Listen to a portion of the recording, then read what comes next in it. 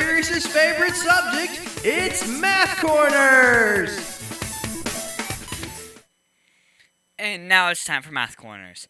Thank you, Ted, for helping me with Math Corners. This week, we're going to talk about some more multi-step word problems. My dad is always going to find new problems for me to solve. And today, we're going to talk about newspapers. Uh-oh. Okay. So, Carson was told to lay out the front page article of a newspaper. The paper used is exactly 12 inches wide and 18 inches tall, with a 1-inch margin on all sides. The article is 600 words, and Carson can use a font size 10, which is 12 square inches per 100 words, or font size 12, which is 16 square inches per 100 words. Which size font should Carson use if they want to include an 8 by 10 inch photo? Well, the way I figure it out with the margins and everything, you only have 160 square inches, so I think you got to use the 16 words per square inch. Okay, well, let's figure it out first. Well, first, this is a real-world problem because, all the space matters when you're limited by the size of the sheet of paper. It's not even a website. That's right. But, in newspapers, they don't do it that way. All newspapers use the same font pretty much all the way through. They very rarely change, maybe just for decorations and arts. Maybe the first line is in a bigger text or font than the rest of the article. They have what's called column winches, and it was breakdown. So the basic column width was what we call 12p2, but that made it about 7 words a line. So 7 words a line was about an inch, would be about 49 words, 50 words. So then they tell you, okay, 50 words. If we want 600 words, that's 12 inches of copy. Okay, that's how you figure it out. That's why I say they slot and they plan it all out ahead of time. They tell you, okay, you're going to write the sidebar on this game. You have 600 words on George Kittle catching touchdown passes for the 49ers at this game. You lay it out ahead of time. That's how that's done. Okay.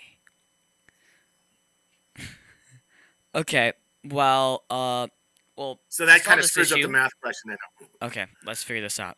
So to solve this issue, you first have to figure out the square inches of printable area. So you have to take the 12 inches width and subtract that by 2 inches for the margin, and then you get 10 inches wide.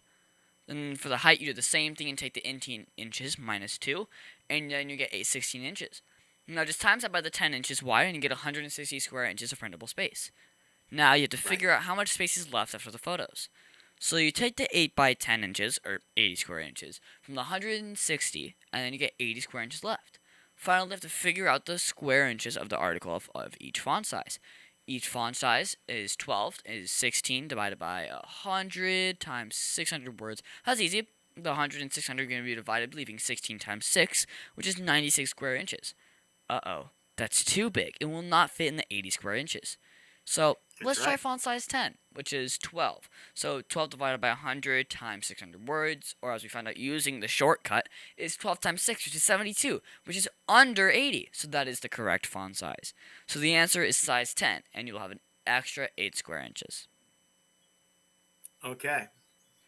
But like I said, it was done differently in my day. But that's about column width and the font size. The font size never changes. Okay. So my teacher said that I would use math every day. So how do you use math in your work?